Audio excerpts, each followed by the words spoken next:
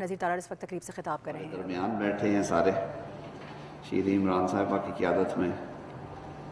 لاہور، کراچی، پشاور میں جو لوگ ہیں ہمارے ساتھ موجود،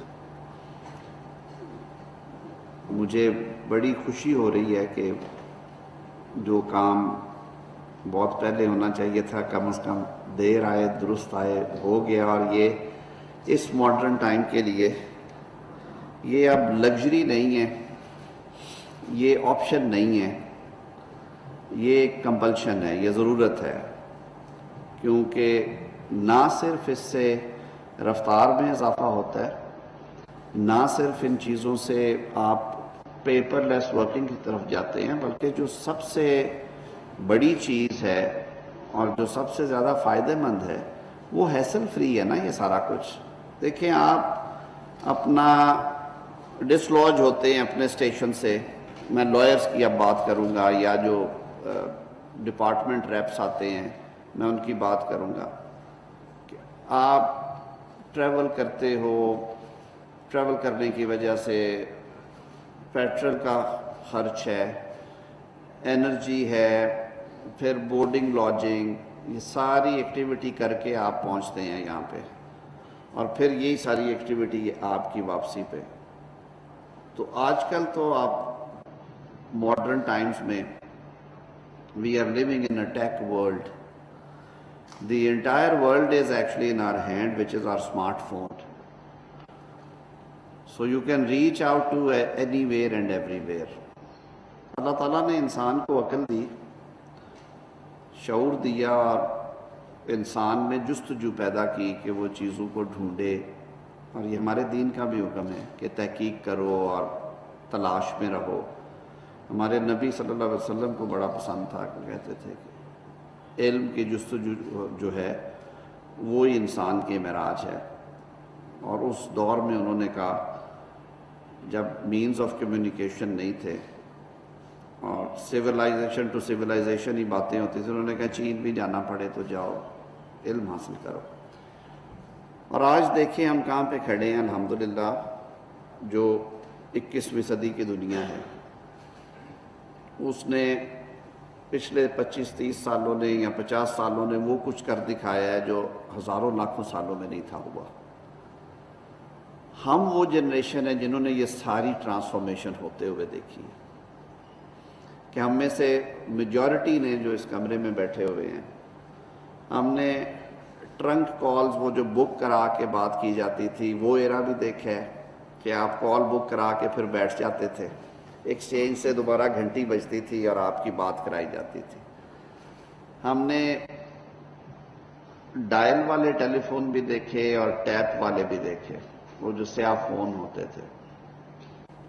ہم نے پھر ڈائریکٹ ڈائلنگ والی فیسلٹی دیکھی اور ہم نے سوچا کہ دنیا تبدیل ہو کے رہ گئی ہے. ہم ڈائل گھماتے ہیں اور امریکہ بات ہو جاتی ہے، بٹن دباتے ہیں UK بات ہو جاتی ہے. اور ہم ہی نے پھر فیس بک، واٹس ایپ، زوم، بے تحاشا جو پلیٹ فارمز ہیں وہ دیکھیں. اور کئی دفعہ آپ جب یہ سارے نظام کا حصہ ہوتے ہوئے اب اسمارٹ فون میں ایسے چیزیں سرچ کر رہے ہوتے ہیں تو آپ کو یوں لگتا ہے کہ آپ کسی تخیلاتی دنیا میں رہ رہے ہیں. اور پھر جب انسان سوچنا شروع کرتا ہے، میں ایک اپنے حوالے سے ایک سادہ سی بات کروں گا کہ یقین مانیے ٹیکنالوجی نے اور سائنس کی اس ترقی نے، میں ایک عام انسان کے طور پہ بات کر رہا ہوں، میرا جو ایمان ہے وہ تازہ بھی کیا اور پختہ بھی کیا. انسان کو اللہ تعالیٰ نے پیدا کیا اور پھر اس کے ذہن میں جو وسوسے ہوتے ہیں، جو سوال ہوتے ہیں، کئی سوال ہم ڈرتے ہوئے نہیں پوچھتے، کئی پوچھتے، لیکن آپ کے ذہنوں میں یہ وسوسے آتے ہیں جو ہمیں کہا جاتا ہے کہ آپ کا جو انسان کر رہا ہے اس کی ذات آپ کو دیکھ رہی ہے اور آپ کا ایک ایک عمل جو ہے وہ لکھا جا رہا ہے آپ کے نامہ اعمال میں. ہم بڑے خطا کار ہیں. ہم کئی دفعہ ہمارے اندر سے ایک آواز اٹھتی ہے کہ پتہ نہیں اس وقت مجھے کوئی دیکھ رہا ہے کہ نہیں دیکھ رہا. اس کی ذات تو دیکھ رہی ہے. اور یہی ہماری دین کی بنیاد ہے. تو جو لوگ جن کے ایمان پختہ نہیں ہیں، جن کے ایمان کمزور ہیں، اور وہ یہ بات کرتے تھے جو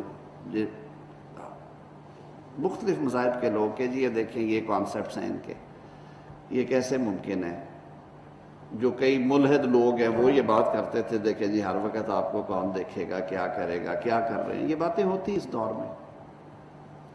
تو میں یہ ساری چیزیں آپ ایک لمحے کے لیے سوچیں کہ اگر انسان کی بنائی ہوئی ایک چپ یا ایک جو سرچ انجن ہے وہ ساری دنیا کا ڈیٹا، آپ جس کو سرچ کرنا چاہیں آپ اس کا نام لکھتے ہیں، اس کا نامہ اعمال آپ کے سامنے آ جاتا ہے کہ کیانی صاحب نے سروس کب جوائن کی، کہاں کہاں پہ پوسٹنگ رہی، اب کیا کر رہے ہیں، خاکسار صاحب کہاں سے شروع ہوئے، وائس چیئرمین کب تھے، ممبر بار کونسل کب تھے، آج کل کیا کر رہے ہیں.